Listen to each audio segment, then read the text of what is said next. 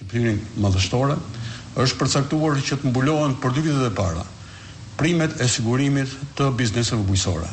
Dhe më pas, këto prime do të jenë pjesë e paketave financuese, qofshin këto grante, qofshin këto kredit buta.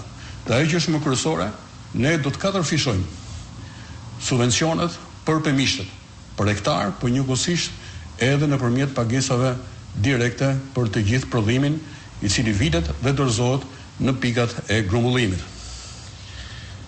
Në të kundërtën, ne do të kemi një shtypje të pamërshirshme të prodhimit vendas nga importi.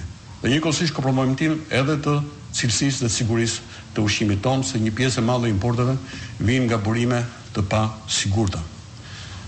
Një çështje tjetër që dëshiroj të ndaj me ju është që ne, Partia e Lirisë, Opozita e Bashkuar, qëndron në krah të kërkesave të drejta të prodhuesve dhe eksportuesve të bimëve aromatike dhe mjekësore. Ata kanë paraqitur disa kërkesa modeste, të cilët duhen plotësuar patjetër në mënyrë që të mbahen më këmbë eksportet bujqësore të bimëve aromatike dhe mjekësore, që janë maja e diamantit dhe krenaria e bujqësisë shqiptare. Të mbahen ato me çdo kusht. Çfarë kërkohet?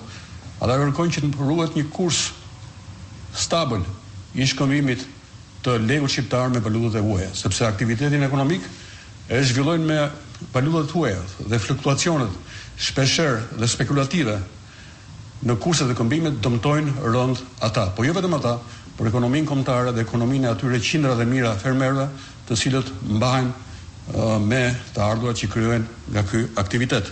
Çfarë kërkojnë ata?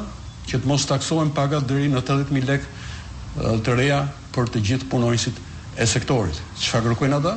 Kërkojnë që të paktën për 5 muaj e intensitetit të lartë të punës në grumbullimin dhe magazimin e bimëve aromatike dhe mjekësore, primet të paguhen nga buxheti i shtetit, primet e sigurimit. Këto janë kërkesa modeste dhe ne qëndrojmë fort në krah të tyre për plotësimin e menjëhershëm të këtyre kërkesave dhe për të mbajtur